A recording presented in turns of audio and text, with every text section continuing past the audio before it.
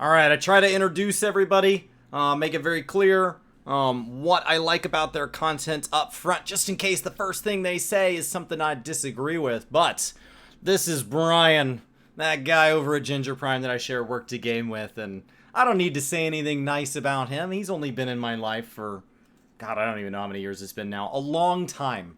A long time.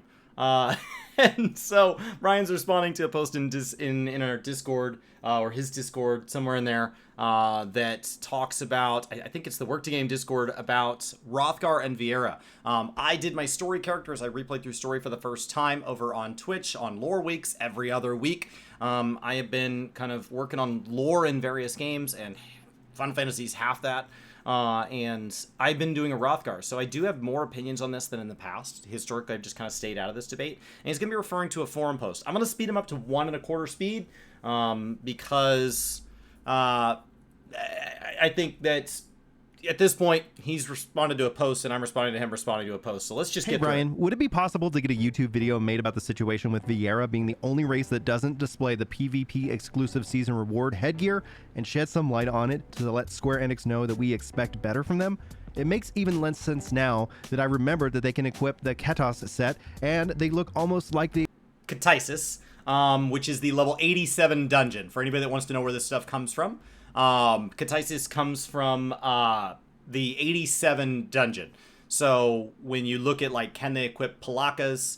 So we have Palakas at 81. We have Imperial at 83, I think. And then I'm drawing another one. But like they slowly level up. Palakas might be 85. I don't think I used the 81 or 83 set because you have the 530 gear. It's fine. The exact same helmet. I just don't understand. Thank you, Silent, for bringing this to my attention. And so here we go. I'm trying to make everybody aware about the Vierra PvP gear, as well as direct people to the official forums in which the feedback is being provided to the devs. Obviously, the goal as a community is to highlight this and raise it hopefully to the top so that we can see. Okay, so I'm going to sum up the top post here. If you want to hear Brian read it, be sure to click the link over to his video below if you prefer to just have this stuff read to you. And then I'll have the link to the forum post as well if you'd prefer to just go read it. But to TLDR this, what they are saying is Yoshi P said, hey, these are unique. The limitations were pre-pandemic, so that's not a valid excuse. And at this point, they are less than as races. So why have we not gotten more hairstyles than we've gotten? Why have we not gotten more cosmetics? Why has this system been so slow to add to? Why does it feel so low priority? Now, at that point, we can scroll down, and Brian's going to go ahead and address the counter post that's made to it, and that's just the TLDR of kind of how we got here, and what this is as far as people not feeling good about that. On my Hroth that I just couldn't do, which is a first for me in the real Wait. era. I was like, all right, well, we're still not necessarily getting all the hats, and there's a couple things. Okay, so, and to further TLDR, Brian switched to Hrothgar because when Hrothgar came out, he asked himself, would I have played Hroth if it was available at the time? And so he ended up answering that question yes, and so that was a valid reason to switch, and then he became frustrated at some of the limitations of Hroth, and he switched back to being his Elizin, and I think that should catch you all the way up. That I wanted to do on my Hroth that I just couldn't do. Which is a first for me in the real reality of it all. And so all that being said is I went back to my Elzin, and you know, we'll talk about it. I'm gonna focus here on the follow-up post. Whenever this subject arises on the forums, I always have the exact same type of people say to me at the same time. I'll just attempt to counteracting those comments by nipping them in the bud to the post. If anyone has answers or questions and would like to debate me, feel free to. Having fun reading this or frequently mentioned comments. You choose to play the race with limitations. No, I choose to play a race that, in Square Enix's words, were unique and would get more customizations over time. Vierra are not the only race in the Final Fantasy universe that appeal to me, and I have been Vierra fan for 10 plus years since I received Final Fantasy XII on my PS2. My character and account is dedicated to the evolution Vierra, and it's not my fault that the other races do not appeal to me, as they should not be shunned by the community for wanting Square Enix to uphold their end of the deal. Okay, so first of all, anybody that chooses to switch to Vierra or chooses to play Vierra, since it's not available on the free trial account, clearly made that as a choice. And so they've paid, they should be aware, and they should know that your choices come with limitations. And so you have made a set of choices, you should live with those consequences, and by extension, you should be happy with those consequences. You're not allowed to say, you know what, I'll accept them today, but I would like to see them improve. No. You should accept all things as they are, and you should be okay with that. That's the first kind of counterpoint to this idea of they have not done a good job updating these races. Just Fantasia. No, read above. I want to play Vierra. We should all be entitled to those Vierra exclusive hairstyles. It would be so unfair for the other races. Whenever I get this comment, I just can't help but roll my eyes. The other races who can wear all hairstyles and hats in the game have the audacity to act like it'd be so hard done for them to not have Vierra hair. Why don't you Fantasia into a Vierra if that's the case? Oh wait, you don't want to deal with the severe limitations, right? Why would you determined for Vierra to constantly be less than your race? The developers made it crystal clear that both Hrothgar and Vierra are too unique to be chucked into the same category as everyone else, and those two races will never be equal on the other terms of the headgear and potentially hairstyles for those deserved compensation with limitations, just like Square Enix originally said that they would happen. Deal with the divide and move on. Maybe you'll just now think twice before begging Square Enix for a new race when it's obviously more work than they can handle. Let's focus on the races that we have before requesting them to bring in new ones. And so I think this is a good transition kind of period. Let me... All right, so we're going to slow Brian down because now he's going to be talking about things instead of reading them. And we're going to move over to showing his face full time. But I think that as he changes his scene itself, I don't... All right. So the second point is effectively just Fantasia. Just pay the money. Just pay the money. And he's getting something off his face there. And so as like you do get like 2 Fantasias for free, I think. So you can kind of change there and regret it and change back, but that's about it. I don't think Fantasia is a valid solution. I think driving people to the MOG station is very frustrating, and there are games that do it and thrive in it, and they're incentivized to do so. I don't think that's a good practice. But on top of that, I think that, you know, to say, well, if they add something exclusive that only works on Vierra or Hrothgar, it should also work on every other race. If it is designed specifically for them, especially like Vierra where they're very humanoid, if it takes very little work, it should work on as many people as possible. Why not satisfy them? It doesn't take away from the Vierra that got added to Vierra and then it happened to be really easy to rig on humans. For me, what is more frustrating is that it doesn't go the other way.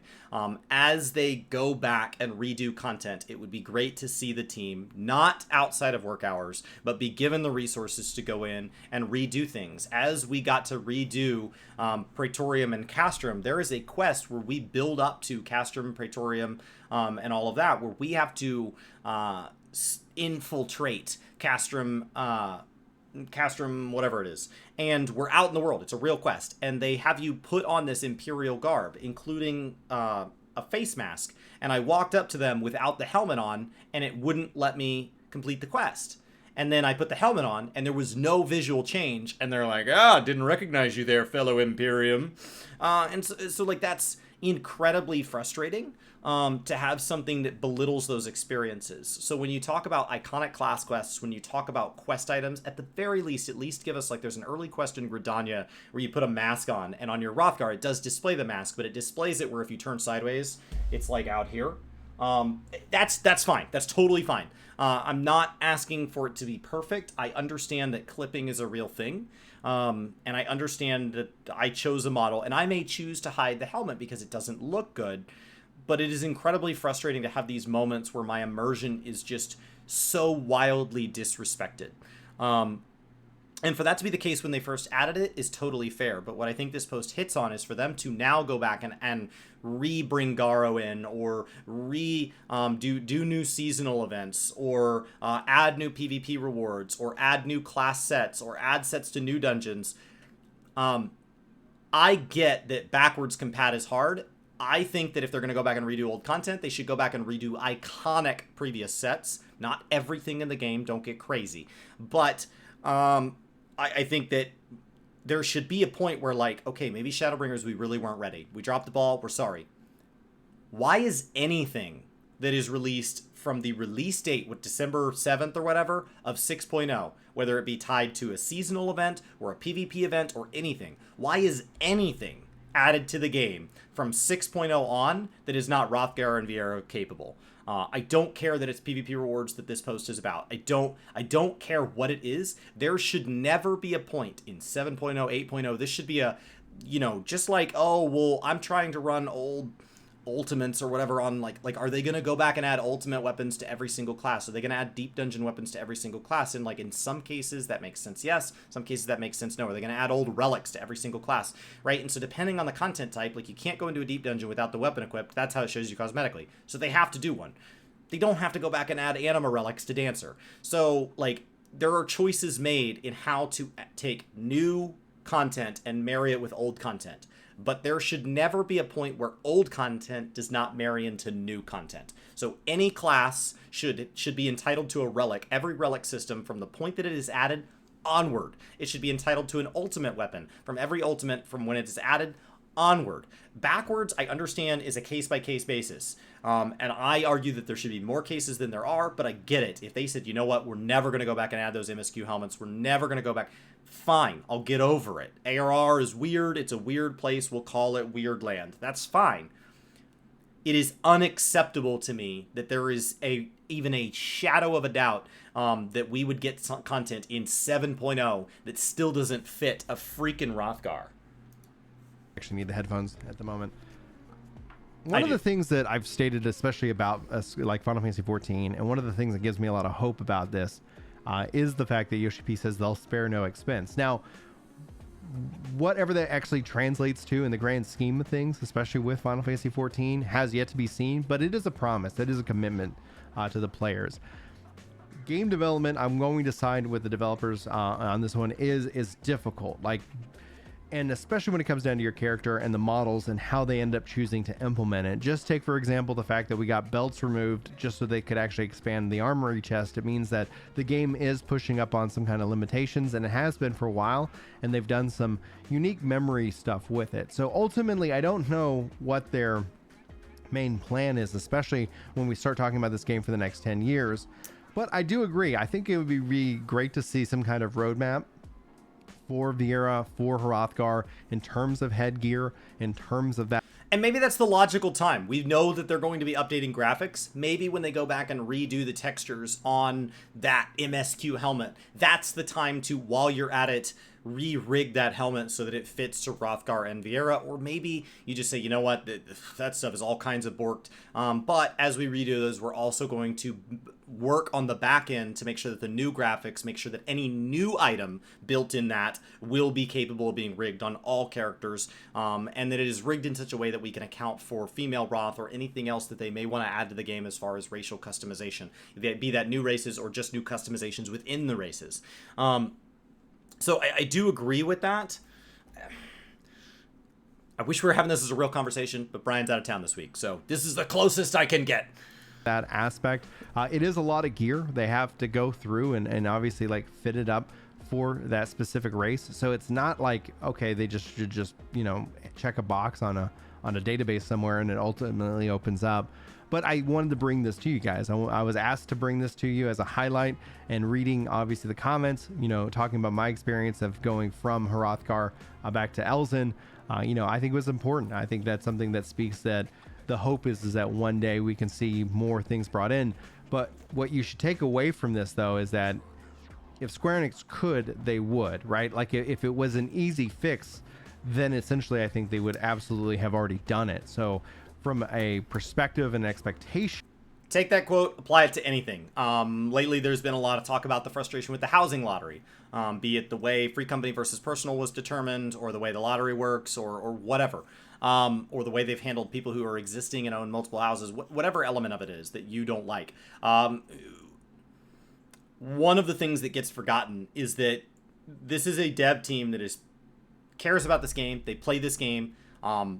Many people on this dev team have a long history with this game and or with other titles. So it is a talented and well built out dev team. This is not an indie studio with like two guys that have full-time jobs. This is a whole production. And so if there is this idea that there is just this like easy button, and they're like, oh, well, I would just push the instanced housing button. And they're like, well, I would just push if it were me, I would just push the fix Hrothgar button. And like, that has to be what we as the community sometimes sound like. So everything I just complained about, there is this idea of like, we are assuming that we are unhappy and that they are happy.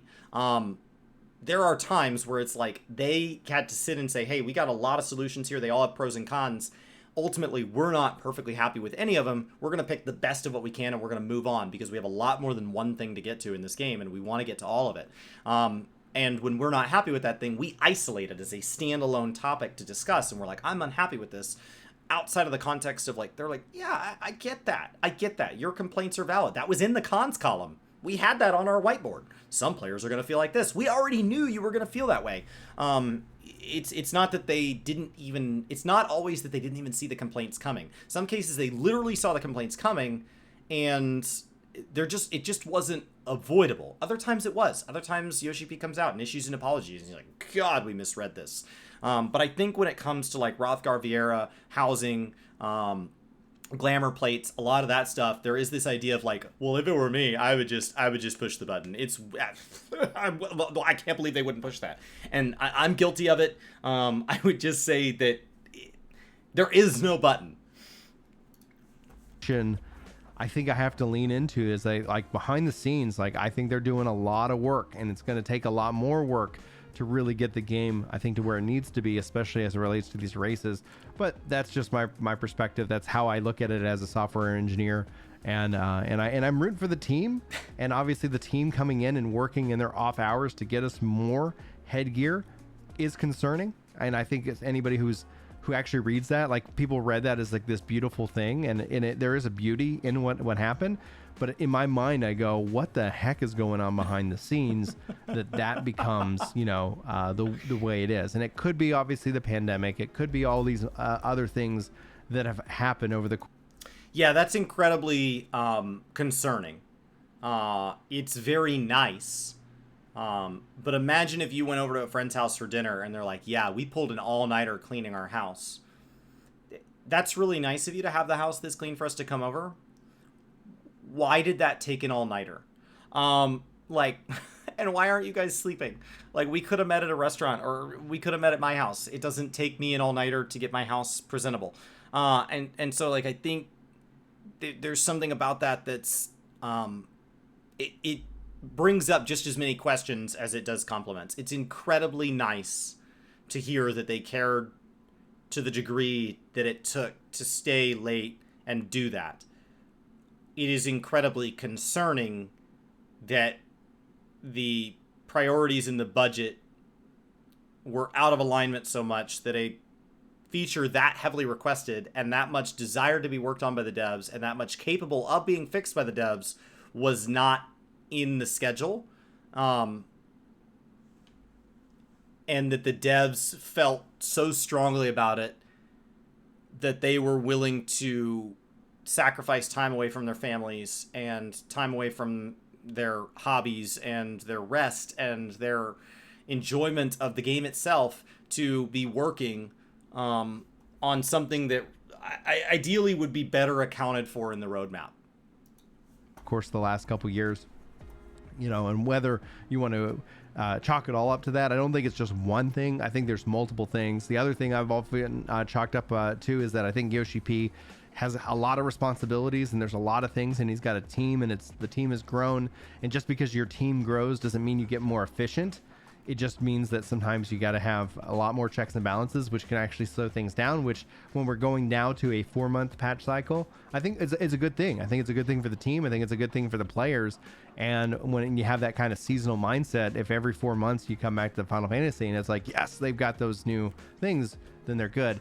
I was hoping we would see this much faster in the grand scheme of things, like when we saw with the mounts, as they added more and more mounts to eventually they're like, every mount can fly. But when it came down to it, is that, they clearly, when you look at Final Fantasy XIV, as they add in new things, it's kind of like this Jenga tower where they keep stacking new stuff on top of each other. And so when they want to go back into some of the core rooted stuff, it runs the development risk of actually damaging the integrity of the entire tower. And I'd rather them take that precaution and work on the base of the game slowly and methodically so that the whole thing doesn't come crashing down. So unfortunately that does mean that sometimes things have to get slower before eventually they can get faster. And so usually, like, what I've kind of been attributing a lot of the slowdown to is that I think something big is coming to Final Fantasy XIV. That wasn't Endwalker. That wasn't Stormblood. That wasn't Shadowbringers. Like, it just always kind of feels like they've been going back into having to do a lot of this rework. and the system might still look the same, but fundamentally it's actually functioning differently behind the scenes. Anyway, guys, hopefully you go check out the post and go and weigh it in, keep it at the top of the list. Yes. Yes to all of that. I will say that as we cover a lot of these changes, just be aware that like that bug section of the patch notes is not all inclusive. It's not an exhaustive list. When Brian and I had our interview with Yoshi P at the media tour, he actually told us, he's like, hey, during the 4.4 patch, we redid the whole companion system, the Chocobo system. And in hindsight, that was probably to fix some core problems with the way it worked to make way for trusts. And that probably got messed with again to make room for duty support. But it didn't feel different. It still functionally feels the same as the player. It's just running cleaner on the back end. For those of you that have been hanging out in streams, my brother-in-law and I have been working on a game together, and he's the developer and I'm kind of the artist, and I come up with the game ideas and stuff, and like I have the way cooler job, and he is just crushing it. And the game got to where it was lagging with some of the settings that I was running it with you guys in there shooting stuff. We got little spaceships all over the place. And so he went in and refactored. And when he refactored, it cleaned up the frame rate. But it didn't add any features. It didn't change the way your guns upgraded. It didn't change the way your ships moved. It just made the game run better. And ideally, they're fixing things before there's just a huge frame rate crawl. Ideally, they're getting in front of things, but that still ultimately means they are fixing things that we may not be able to see as the players. But it's good for the game and the long-term health of it. I think that's all important. It's not easy to be excited about, but it is still important. Kind